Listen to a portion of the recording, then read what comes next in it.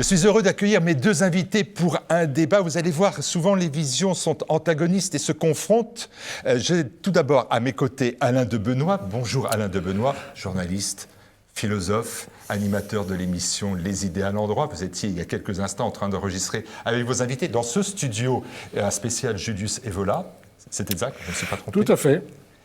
Et de l'autre côté, Jean-Pierre Maugendre, qui n'est pas Bonjour, dans Marc. ce studio habituellement, mais dans le studio 2 pour l'enregistrement de Terre de Mission. Et vous êtes le président de Renaissance catholique. Cette confrontation, cette vision antagoniste, elle est sur un thème, celui de la surpopulation mondiale. Vous avez, Alain de Benoît, rédigé une chronique, une tribune dans Boulevard Voltaire, à laquelle Jean-Pierre Maugendre... Un entretien, entretien auquel vous avez souhaité apporter une réponse, toujours dans Boulevard Voltaire, et avec l'autorisation de Gabrielle Cluzel, directrice de Boulevard Voltaire, eh bien, nous allons poursuivre et approfondir, si vous le voulez bien, ce débat, avec deux questions très simples. Dès le départ, Alain de Benoît, dans votre tribune, vous écrivez « La population ne peut s'accroître indéfiniment. Avec 3 ou 4 milliards de bipèdes en moins, le monde se porterait mieux. » Par qui commence-t-on ? Par qui commence-t-on ? On commence d'abord par donner les chiffres les plus précis, parce que je ne suis pas dans une perspective d'élimination, je suis dans une perspective d'évaluation. Les chiffres sur lesquels tout le monde peut s'entendre, je crois, vous le savez, au début du 19e siècle, il y a à peu près 1 milliard de bipèdes, d'individus sur Terre. 1940, il y en a un peu plus de 2 milliards. On est aujourd'hui à 7,5 milliards et on devrait atteindre dans 30 ans, c'est-à-dire demain, autour de 10 milliards. Et à la fin du siècle, alors là, les estimations varient, 12, 14, 16, disons 12 ou 14, pour ne pas prendre les plus hautes volontairement. La démographie est une science complexe, toujours difficile à prévoir. La seule chose qu'on peut remarquer quand même, quand on regarde ce qui s'est passé effectivement, c'est que les estimations basses ont été presque toujours révisées à la hausse. C'est-à-dire qu'elles ont été, ce sont celles qui ont été le plus démenties. Mais, encore une fois, ça, on peut en discuter. Ce que je retiens d'un point de vue personnel, c'est que depuis le moment où je suis né, et le moment actuel, la population mondiale a augmenté de 5 milliards d'habitants, ce qui n'est quand même pas rien. Alors ça, ce sont les données objectives. On est d'accord sur ces chiffres-là. Après, il y a les choses subjectives.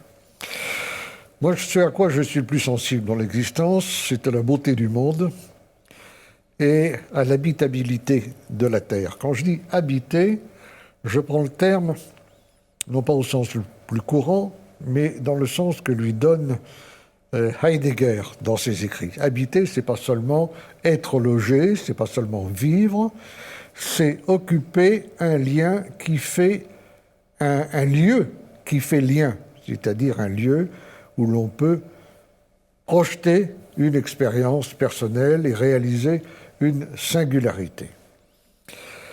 Moi, je ne sais pas si vous voyagez beaucoup, Jean-Pierre Maugendre, sans doute, moi en tout cas beaucoup, et mon sentiment, c'est que ça déborde. Où que j'aille, sinon peut-être dans les régions arctiques, c'est partout le débordement, le pullulement, l'embouteillage, je trouve qu'on est beaucoup. Mais ça, c'est juste un mot. Juste un mot pour avancer vos arguments. Non, mais c'est juste pour situer le débat. Ça, c'est un sentiment. On peut partager ce sentiment, on peut ne pas le partager, bien entendu. Mais le fond du problème, c'est le suivant. Est-ce que l'on peut augmenter indéfiniment la population de la Terre, c'est-à-dire est-ce qu'on peut avoir une croissance démographique infinie sur un espace fini? Ça me paraît impossible, pour des raisons évidentes. On ne peut pas être 10 000 habitants au mètre carré. Et d'autre part, je pense que plus on accumule, plus tendanciellement les problèmes s'aggravent. Et c'est ce que je vois au cours de mes déplacements. C'est pour ça que je dis qu'il y a un problème dont il faut sinon s'inquiéter, donc au moins il faut être conscient. Jean-Pierre Maujean, vous allez dans quelques instants pouvoir répondre et dialoguer avec Alain de Benoît, mais là aussi je vais vous poser une question un peu délicate, comme je l'ai fait à l'instant pour votre contradicteur. C'est dans la Genèse, vous êtes le président de Renaissance catholique, on lit « croissez et multipliez », et dans un pays chrétien comme les Philippines, cela donne 1,5 million d'enfants qui sont abandonnés, alors triste sort, dans les rues. C'est ça que vous voulez? Alors, ce n'est pas ça que je veux. Si on prend la question des Philippines, qui est effectivement un exemple classique qui est donné, je pense que ces 1,5 million d'enfants dans les rues sont à relier à la question de la surpopulation. Encore faut-il définir la surpopulation. Je ne pense pas que la surpopulation, ce soit uniquement le fait qu'il y ait beaucoup de gens dans un endroit. Parce que le fait qu'il y ait beaucoup de gens dans un endroit, il y a des pays où la densité de population est extrêmement élevée.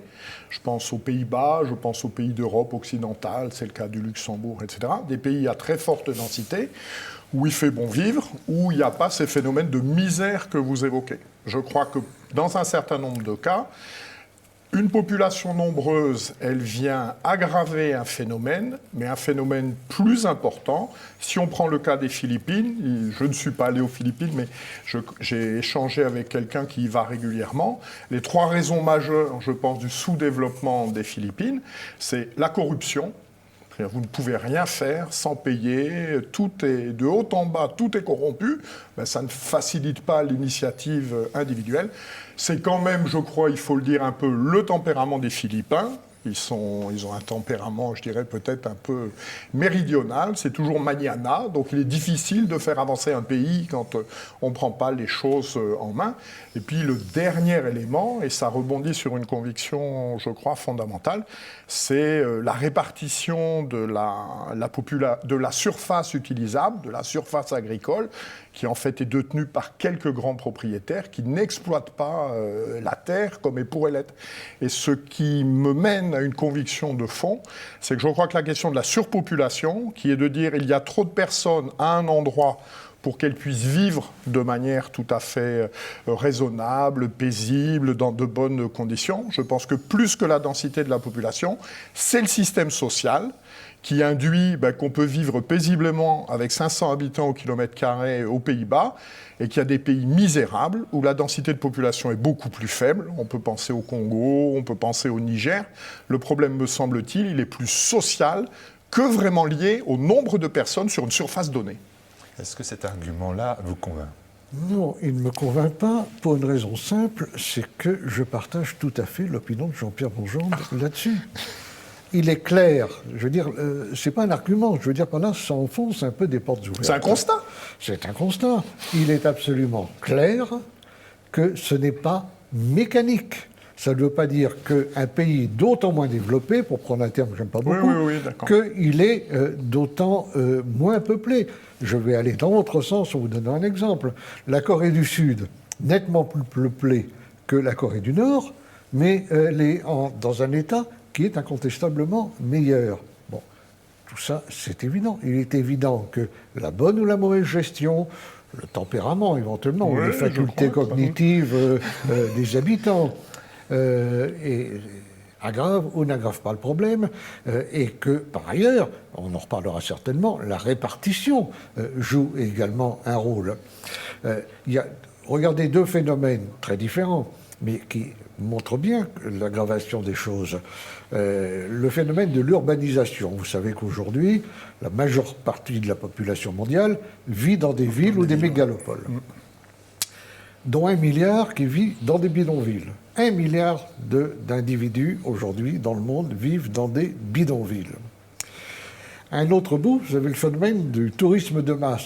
Là, c'est le déferlant des criquets. Quand on voyage ça, les criquets, vous les voyez partout. Regardez Venise, 50 000 habitants, 30 millions de touristes. Quand vous êtes à Venise, vous achetez une loupe pour voir le Vénitien. C'est partout ce même phénomène. Donc, je ne conteste absolument pas cela. Et c'est d'ailleurs un petit détail, là, parce que ça, je l'ai noté quand même, parce que dans le texte que vous avez fait pour me répondre, il y a une phrase qui m'a laissé songeur. Ah, je vous en prie. Oh, c'est simple, c'est juste pas, c'est pas pour vous taquiner, mais Vous écrivez les Un peu quand même. Un peu. Les Pays-Bas et le Bangladesh sont deux pays très densément peuplés. Attendez. Les Pays-Bas, c'est 17 millions d'habitants. Le Bangladesh, c'est 164 millions d'habitants. La densité au kilomètre carré, 480 aux Pays-Bas, Pour les Pays-Bas, ouais. 1050 au Bangladesh. Excusez-moi, c'est pas tout à fait comparable quand même. Vous trouverez toujours des pays assez peuplés. Il faudrait savoir qu'est-ce qu'on appelle assez, beaucoup, trop, etc. Hein, et qui fait quand même assez bon vivre. Et d'autres qui, à l'inverse, sont densément peuplés, bon, etc. Enfin, ce que vous venez de dire. Mais là-dessus, je suis entièrement d'accord. Je suis certainement d'accord. Mais on ne peut pas prendre des cas limites. Il faut prendre quand même l'ensemble du phénomène. Si vous regardez le monde, c'est quand même, globalement parlant, dans les pays les moins développés, qu'il y a le plus de surpopulation. Il y a des exceptions ici ou là. Et si vous prenez la grande ligne, c'est quand même comme ça. Je l'ai noté ici. Oui. Hein, juste un mot.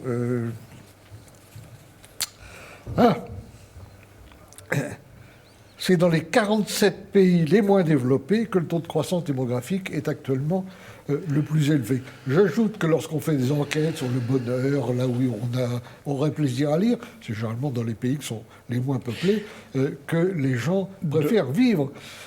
Il faut deux remarques, si vous le permettez. La première, effectivement, vous avez évoqué la question des ratios de population entre les Pays-Bas et le Bangladesh. On est de 1 à 2. La répartition de densité de population entre la France et les Pays-Bas, on est de 1 à 4. En France, on est dans... Bon, donc, on se rapproche plus dans 1 à 2 que de 1 à 4. C'est vrai que la France a un indice de fécondité supérieur à celui des Pays-Bas. Oui, ça c'est certain. C'est le premier élément. Le deuxième élément, c'est si on cherche à voir quelles sont les données qui jouent sur le développement démographique, ce que l'on appelle communément la transition démographique. La transition démographique, le premier élément, c'est la baisse de la mortalité, et en particulier de la mortalité infantile. C'est ce qui explique aujourd'hui, en particulier depuis le début du XXe siècle, l'explosion démographique de l'Afrique, où d'une part les guerres civiles, l'esclavage et tout ça a été apaisé par la présence des puissances coloniales, et puis également on a eu les progrès de la médecine. Voilà. Donc on a une première phase où effectivement il y a moins de mortalité infantile, donc il y a plein de jeunes, il y a plein d'enfants, etc. Alors après, ce que l'on observe dans le temps, pour un certain nombre de pays, c'est que de manière assez naturelle, ce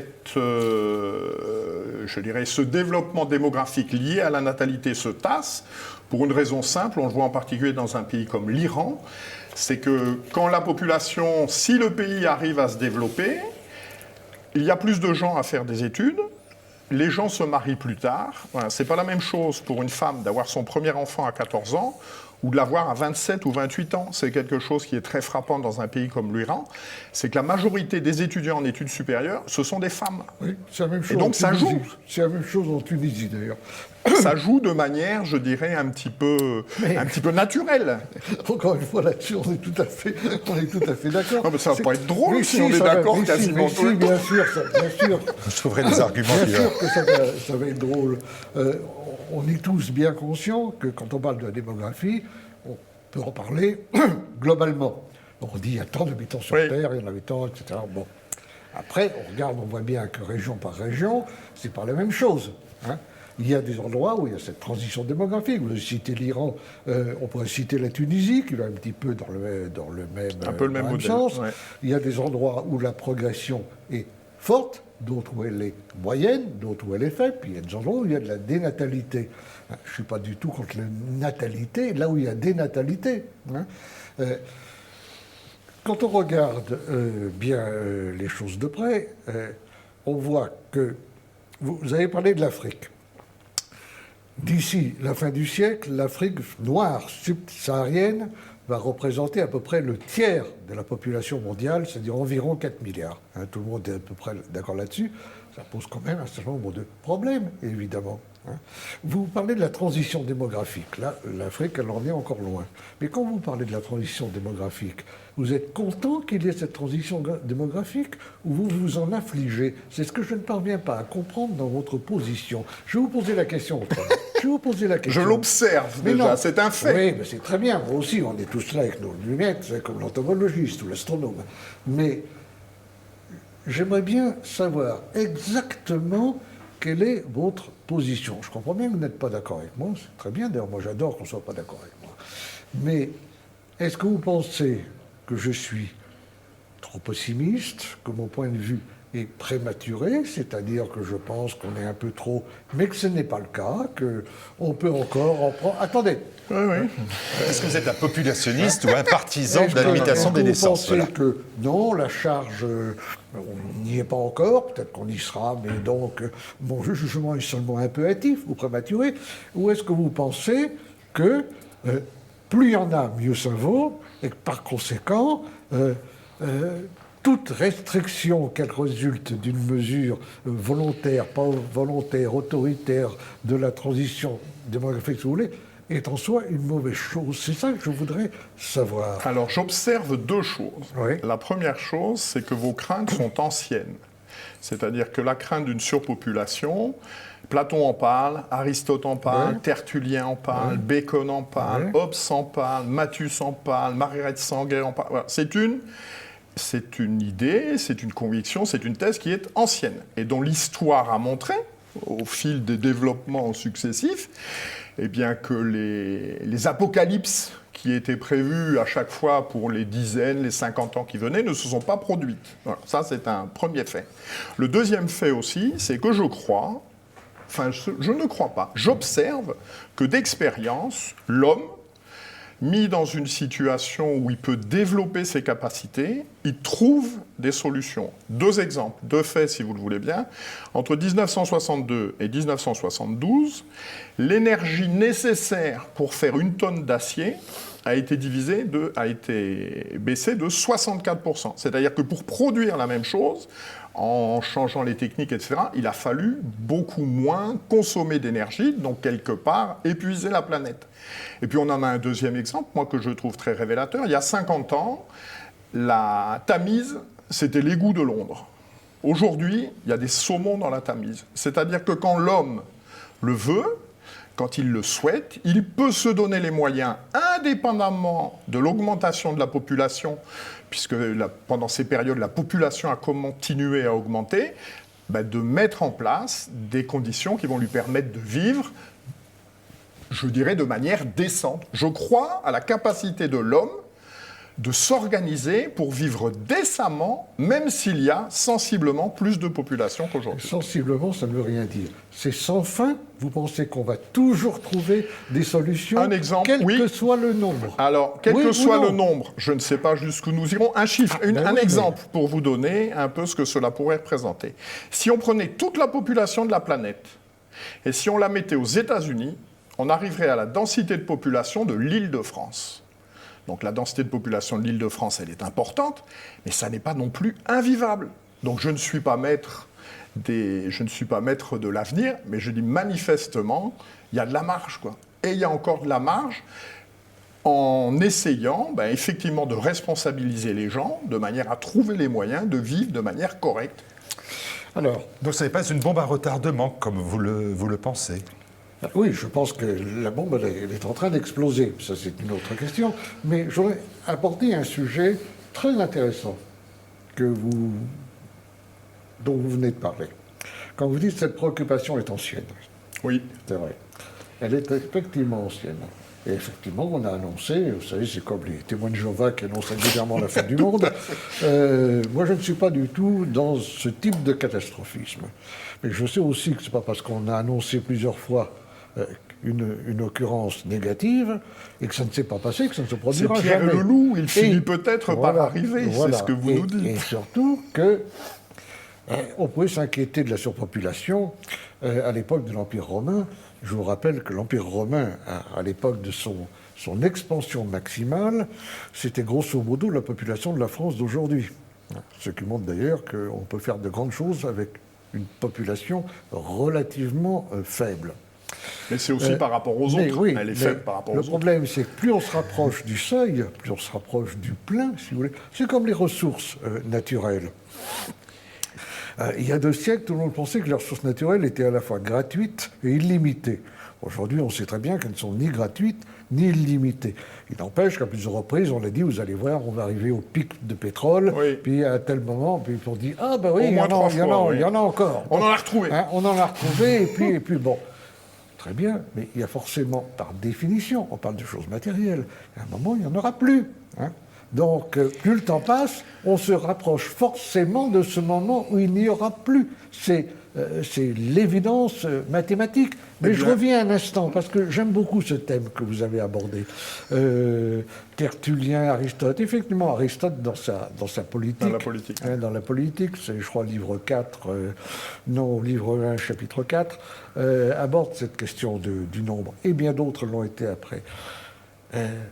On se dit aujourd'hui, c'est curieux, ils n'étaient pas tellement dans le monde. Pourtant, ils avaient cette préoccupation. Pourquoi l'avaient-ils? Ben justement, parce que c'est une préoccupation qui ne portait pas tant sur la surpopulation qu'elle ne portait sur le nombre. Ces éminents penseurs pensaient que quantité et qualité, ce n'est pas la même chose. Et à certains égards, c'est le contraire. Aristote, précisément, dans la politique, dit, et je pense que c'est la phrase la plus exacte que l'on puisse citer là-dessus, pour qu'une chose... On quittera vite l'histoire et la littérature et la philosophie pour revenir aux propositions et aux solutions. Mais je vous laisse Aristote, je vous laisse Platon en une seconde. Pour qu'une chose soit bonne, il faut qu'elle ait une taille appropriée à sa nature et à sa fonction, ce qui veut dire que l'essence d'une chose comprend l'ordre de grandeur dans lequel cette chose s'inscrit. Et je crois que c'est cela qui nous est dit, c'est garder la mesure. Or, dès que l'on est dans le toujours plus, et notamment dans le toujours plus de population, mais ça vaut pour n'importe quoi, on est dans l'illimité, dans l'illimitation, dans la suppression des limites, dans la démesure, c'est-à-dire l'hybris, n'est-ce pas, à laquelle Aristote opposait la phronésie, c'est-à-dire la précaution et la prudence. Alors la difficulté étant que j'entends ce que vous me dites, cette limite, personne ne peut savoir où elle est. Ça me paraît quand même quelque chose d'évident. Si tant est qu'il y ait une limite, où serait-elle? Qui la fixera? Je pense que personne n'est en mesure de donner la réponse. Où qu'elle soit, plus on se refuse à en fixer et plus on s'en rapproche, n'est-ce pas, de la limite, forcément. Y a-t-il une limite? Ce que vous avez évoqué, vous avez parlé du pétrole, ce que l'expérience montre aussi, c'est que, et ça a été le cas par exemple pour le charbon, voilà, à un instant donné on bénéficie d'une ressource, et puis elle s'amenuise, on trouve autre chose. Le génie humain fait qu'on trouve. Je crois que l'histoire nous démontre que c'est ça la réalité des faits. Un instant pour vous poser une question. Est-ce que vous considérez que c'est une bombe à retardement et est-ce que vous considérez que quand vous défendez l'écologie humaine, il y a ce problème de surpopulation qui amène une forme de dévastation de l'environnement? Oui, non. Je ne pense pas que ce soit une bombe.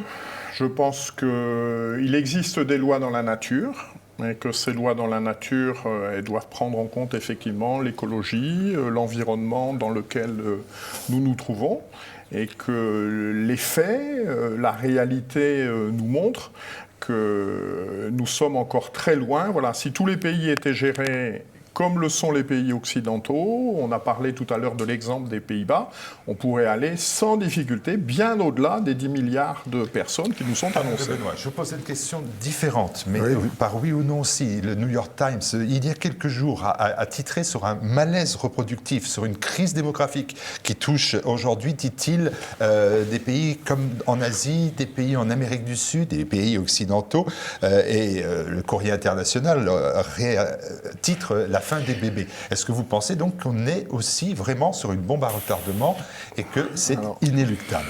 Je crois. Je veux dire ça juste oui ou non, de façon à ce que nous passions après aux conséquences de la situation que vous évoquez.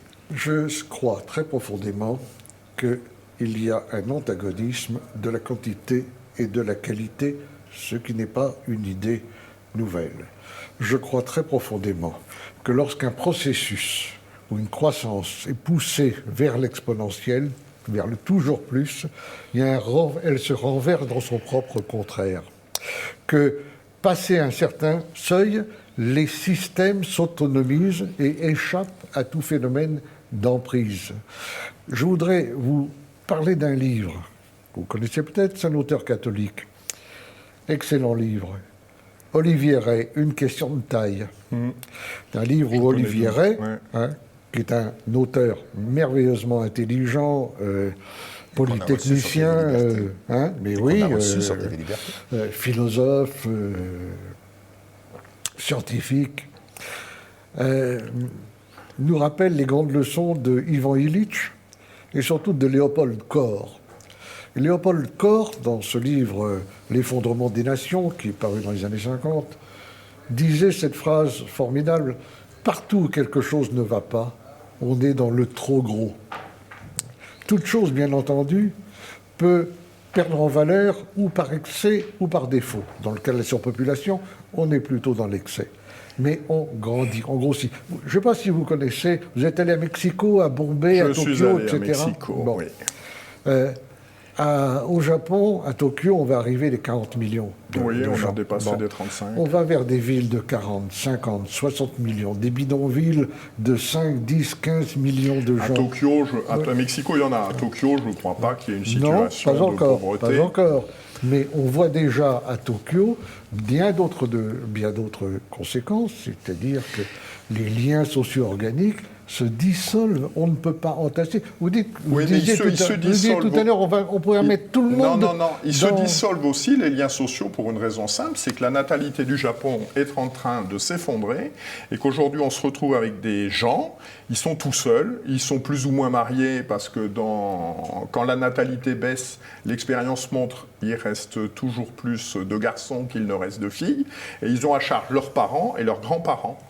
Et ça crée effectivement des déséquilibres dans le système social. Alors je voudrais faire une remarque sur la question de la bombe démographique. Je pense que la bombe est en train de se désamorcer pour deux raisons. D'abord, on est quand même dans un phénomène de décélération de la population mondiale, puisque dans les années 1960, le taux de croissance était 2% par an. Maintenant, on est passé à 1%.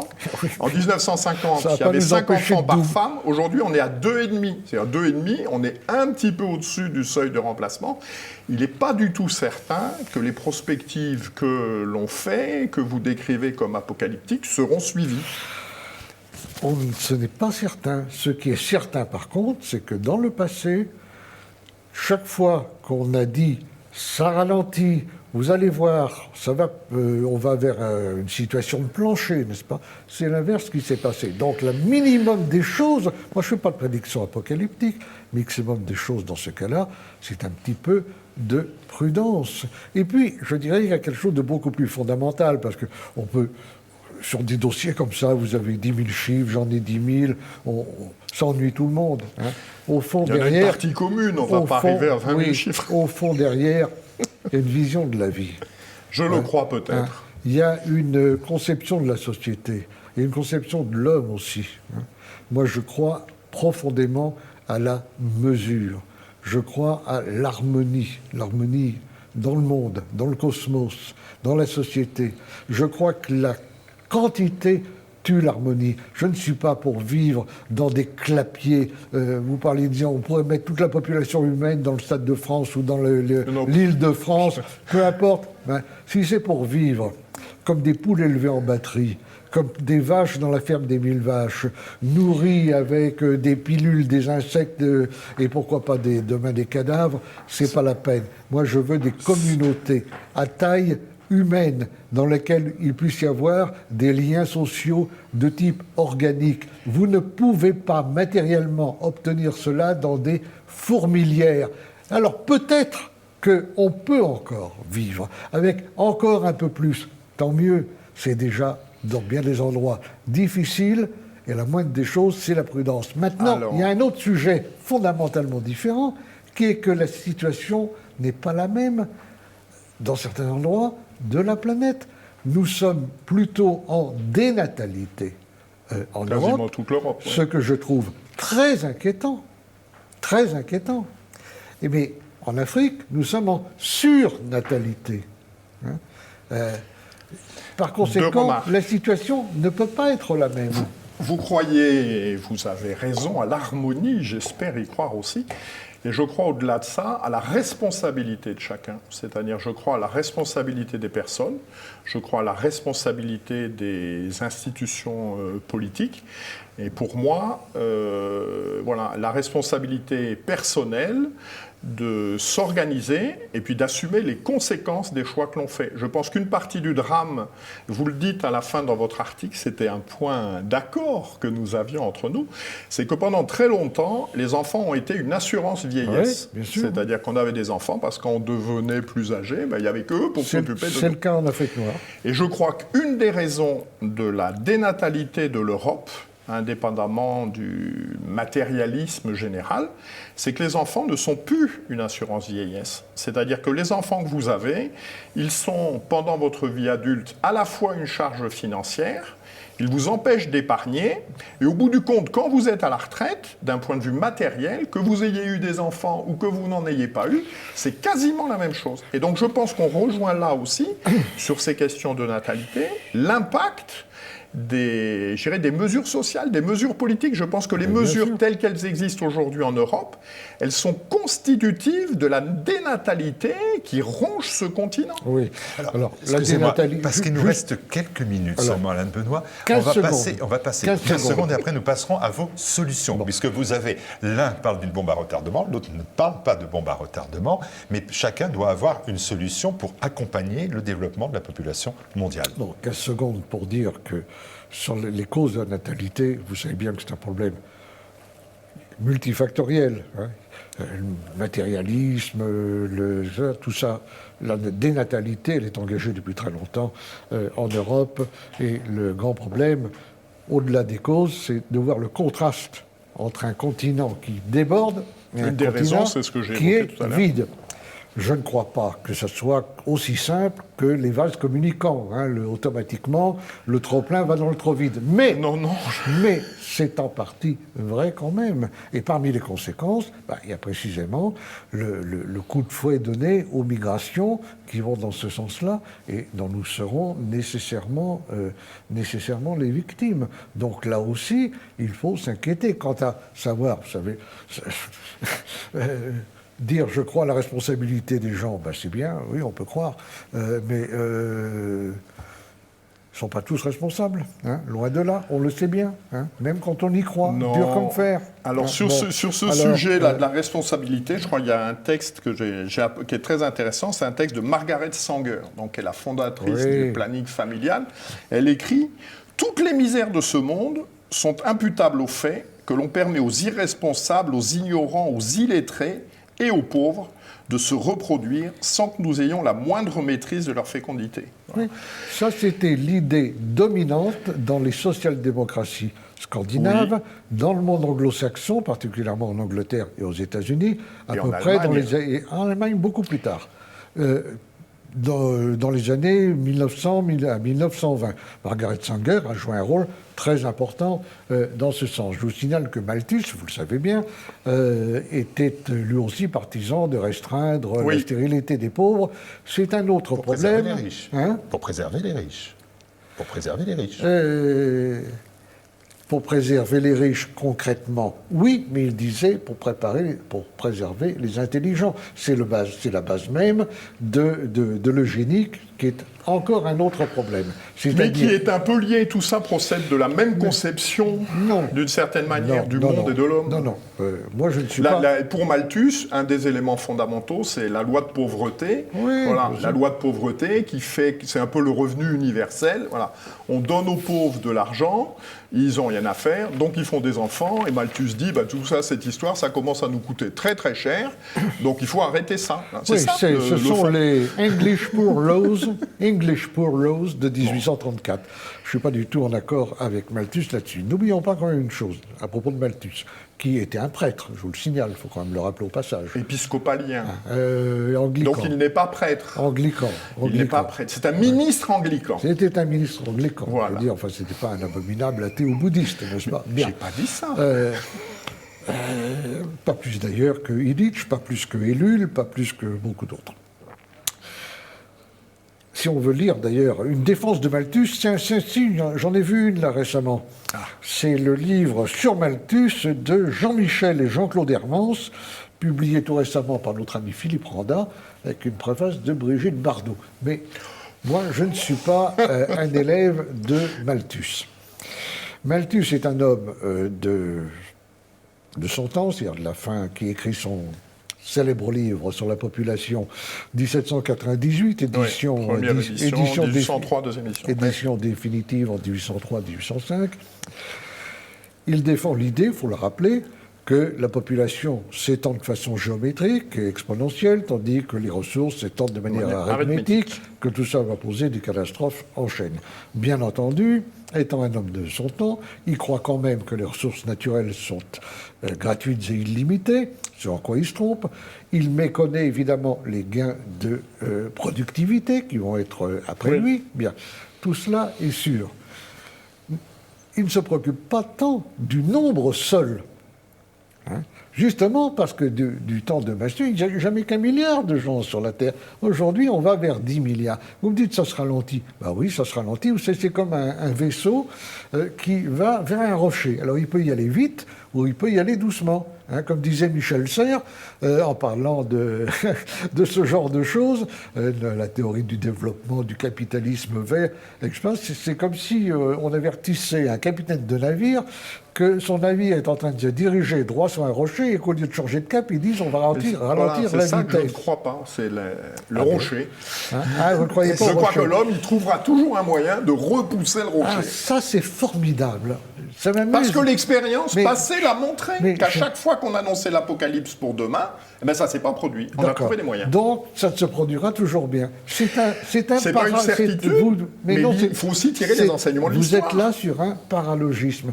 Ça ne s'est pas produit, donc ça ne se produira pas. Non, le réalisme, c'est se dire, jusqu'ici, heureusement, ça ne s'est pas produit. Le réalisme, c'est de nous faire la démonstration absolue que ça se produira. Et la démonstration absolue que ça se produira, c'est que la Terre, telle qu'elle existe, correctement gérée, correctement exploitée, elle ne peut pas recevoir, accueillir, permettre de faire vivre dans des conditions décentes plus de population qu'il n'y en a aujourd'hui. Et je pense qu'aujourd'hui, la démonstration n'est pas faite. Grâce à l'inventivité humaine, elle trouvera toujours le moyen de faire vivre à l'infini. Oui, mais alors l'infini. L'infini, oui, non, mais attendez, si vous êtes dans la croyance... Je ne suis pas persuadé que le temps qui nous soit accordé soit infini. Bon. Non, on ne va pas parler de la périssabilité du système solaire, n'est-ce pas Messieurs, il faut que vous parliez des solutions. Il faut que vous me parliez des solutions. Moi, j'essaie de voir ce que les téléspectateurs attendent de vous. Ça va être très vite fait, c'est pour ça que je reprends la parole. Solution, je n'en ai aucune. Je ne suis pas un homme politique. Je ne crois pas qu'il y a une solution possible à cela. Alors, Alain de Benoît, si je vous dis par exemple que la fertilité a baissé, le nombre de spermatozoïdes a été divisé par 2 en 40 ans. Donc, la fertilité est touchée par, on le sait, les produits chimiques, les modes de vie, etc. Voilà une réponse. Elle est touchée dans les pays occidentaux. Donc voilà une première réponse. La deuxième réponse, c'est qu'on voit bien que le système économique, qui est de plus en plus fragilisé, agit comme un contraceptif insidieux finalement auprès des populations, de plus en plus, toutes les populations. Donc voilà peut-être des éléments, des solutions qui sont suffisantes pour vous. Mais attendez, où il faut contraindre. Non, parce que vous ne pouvez pas me dire que vous n'avez pas l'idée de ce qu'il faudrait faire. Mais vous me dites quelque chose qui n'a pas de base, si vous voulez. Vous me dites que dans les pays occidentaux, les pays européens, tout un tas de facteurs aboutissent à une dénatalité et à une baisse de la fertilité. En Amérique du Sud aussi. De moins en moins. Quand j'avais 10 ans, l'Indonésie faisait 350 millions d'habitants. Aujourd'hui, elle en fait 1,350 milliard. Vraiment, quand même. Plus on augmente, plus le calcul de probabilité pour que le rocher arrive augmente. Je veux dire, c'est pas quelque chose qui demande des capacités cognitives infinies à comprendre. C'est simplement que plus les échéances se rapprochent, plus il y a lieu d'être au moins prudent. Avant d'interroger Jean-Pierre Maugendre, est-ce que vous considérez que les États, on pense à l'Égypte, est passé 100 millions d'habitants cette semaine, au moment où nous parlons, et le ministre égyptien, le Premier ministre, dit la croissance de la population est le plus grand défi de l'État égyptien aujourd'hui. Cela affecte la sécurité nationale. Il faut donc prendre des mesures incitatives, au moins. Est-ce que vous considérez que c'est nécessaire que les États prennent des mesures incitatives? Dans certains cas, oui, mais incitatives de quoi? Est-ce qu'il s'agit... Donc, dans certains cas, les mesures incitatives visent à augmenter la natalité. là où elle mérite d'être encouragée. Au Japon, Et, ils essayent oui, de réaugmenter la natalité. Et en Russie, dans pas mal Hongrie, de pays d'Europe, bien sûr. Et au contraire, décourager là où on est dans l'excès, là où on est dans l'excès, tout simplement. Moi, je ne raisonne jamais dans l'abstrait. Quand on parle de l'homme, la vie, l'humanité, etc., ça, c'est des concepts. Comme disait Joël de Maistre, moi, j'ai jamais vu d'homme dans ma vie. Jamais vu d'être humain. Ouais. J'ai vu des Français, des Italiens, des Espagnols, etc. Mais l'homme, je n'ai jamais rencontré. C'est la même chose. L'homme tout court, on le rencontre nulle part, c'est comme le chien. Et comme disait l'autre, le mot chien ne mord pas. Alors, maintenant, sur votre affaire, les solutions varient. Lorsque ce ministre égyptien dont vous parlez attire l'attention sur un problème. Lévi-Strauss disait la surpopulation, c'est le plus gros problème de notre temps. Ce que je dis là, je ne suis pas totalement isolé. C'est 80% de tous les chercheurs du monde entier pensent exactement la même chose. Alors c'est peut-être tous des abrutis, mais quand même voir si leur opinion ne mérite pas d'être prise en compte et de prendre en compte celle de Günther Anders, de Simone Weil, de Jacques Ellul, de Bernard Charbonneau et de tant d'autres qui sont allés dans le même sens. Le problème, c'est toujours de savoir si l'on peut concilier et jusqu'où qualité et quantité. Si on peut choisir entre de la fourmilière ou des communautés respirables, vivables, tout simplement. La surpopulation, le sentiment, deux, trois réflexions. La première, c'est pendant longtemps, on a parlé de Malthus, de Sanger, etc. La surpopulation, c'était clairement une crainte des riches des pays riches de se faire déborder par les pauvres de leur pays. Ce qu'apporte de nouveau la mondialisation aujourd'hui, c'est que les riches des pays riches ont peur des pauvres des pays pauvres. Je pense que c'est un premier point important. Tout à fait. Je suis le deuxième point, c'est que, vous l'avez évoqué un petit peu tout à l'heure, la loi de la nature et la loi de la vie, c'est que les zones riches de basse pression démographique sont une proie rêvée pour les zones pauvres de haute pression démographique. Donc il y a, me semble-t-il, je ne suis pas la fée Mélusine, je pense que ce que nous craignons, l'immigration dont vous avez parlé tout à l'heure, je ne pense pas que c'est la cause de nos maux, ça en est la conséquence. C'est la conséquence en ce sens que notre continent, le continent européen, ne croit plus à son destin. Et la meilleure manière dont il le manifeste, c'est qu'il ne cherche pas à continuer à exister et à le transmettre. Donc je crois qu'il y a un premier aspect de la réponse, et vous avez raison d'évoquer que les situations sont différentes. Donc je pense qu'il y a un premier point, c'est de travailler, je dirais, à un redressement de la natalité qui passe par des questions de civilisation, etc., en particulier en Europe, c'est ce qui nous concerne. Et je crois également qu'une partie de la solution, c'est le développement de l'Afrique, puisque l'expérience montre que les pays développés, la natalité baisse. Un des points qui ne pose aucun problème moral, etc., c'est le prolongement des études. La première natalité, le premier enfant à 28 ans, ce n'est pas la même chose que le premier enfant à 14 ans. Je crois que l'enjeu de demain, c'est le développement de l'Afrique. Je n'ai aucune confiance dans les organismes internationaux, dans les multinationales, etc., pour procéder à ce type de développement, parce que ce n'est pas ça qui les intéresse. Et je vois mal, au risque d'être iconoclaste, comment nous pourrions échapper à cela sans une forme de prise en main de l'Afrique, alors néocolonialisme, on appellera ça comme on veut, mais qui permettent effectivement de contribuer au développement de ces pays, puisque ce que l'on observe, c'est que l'argent qu'on leur donne pour les aider, c'est confisqué par une petite minorité qui vide ça, et les gens continuent à croupir dans la misère. Donc je crois qu'il faut sortir de ça. Vous dites qu'il n'y a pas de bombe à retardement, mais vous dites quand même que dans certains pays, il faut prendre des mesures. Par exemple, quand la Chine décide, elle a cessé de le faire, la politique de l'enfant unique, ça vous paraissait nécessaire. Il y a un slogan que j'aime bien, qui est de dire que la vérité n'est pas le contraire de l'erreur. C'est-à-dire, c'est pas parce que je crois que la surpopulation est le rocher qui est devant nous que ponctuellement, dans telle ou telle situation, il n'y a pas effectivement des difficultés auxquelles il faut chercher à répondre. Vous parlez de la politique de l'enfant unique en Chine.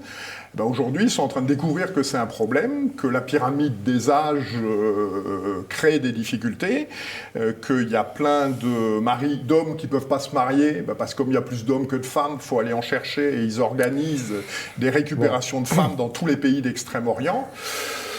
Je pense qu'on touche du doigt la limite de cette politique. Qui a été abandonnée en 2016. Il nous reste 1 minute chacun. Bon. Alain de Benoît, vous allez conclure, si vous voulez, en 1 minute. Je laisserai Jean-Pierre Maugendre conclure, puisque vous aviez commencé ce débat. Je vous laisse 1 minute. Je trouve qu'il y a un manque de cohérence de ce que nous dit notre ami Jean-Pierre Maugendre.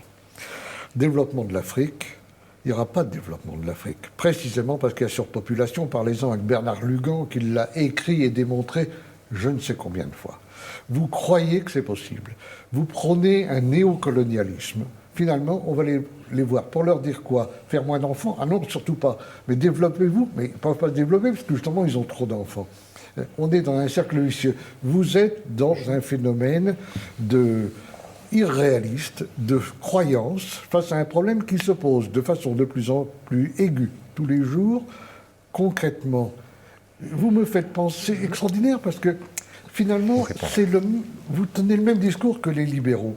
Les libéraux sont tout à fait anti-malthusiens. Les libéraux disent plus de population égale plus de consommateurs, égale plus de marché, égale plus de marchandises, égale plus de profit, égale plus de capital qui va s'entretenir de lui-même et s'augmenter de lui-même.